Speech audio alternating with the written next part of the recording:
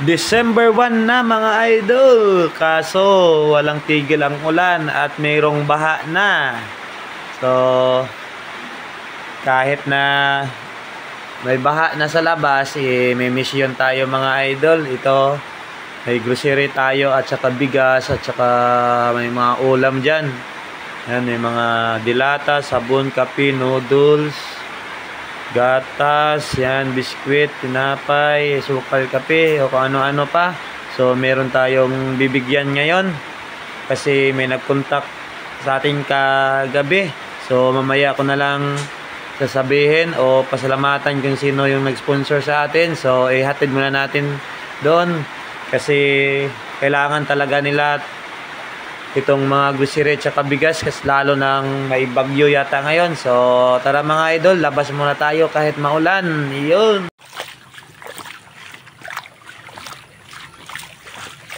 So ayun mga idol, papunta na kami doon.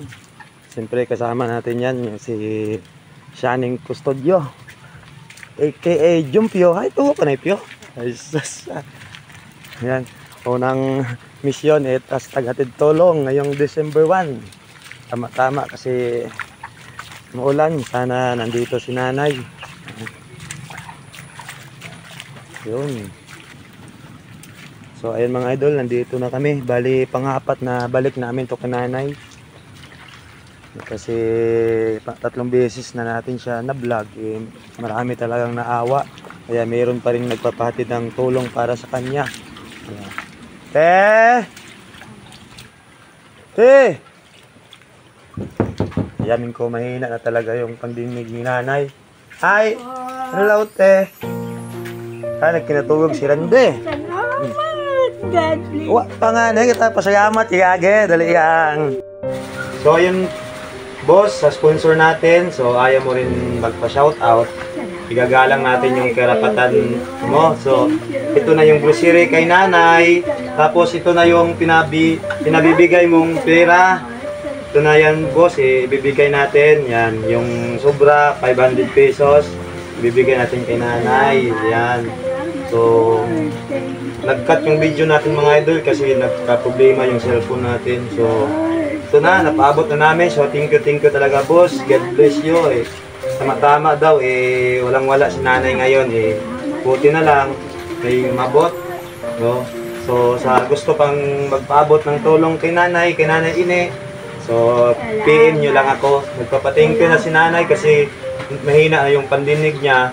Iba na yung sinasagot niya. So, itindihin na lang natin. So, yan mga idol boss. Thank you ulit. Yan ay, bye-bye daw yung nanay. Bye. So, mga idol, no, kahit matanda na siya, ito pa yung ginagawa niya. Ayan. So, yung hanap buhay niya.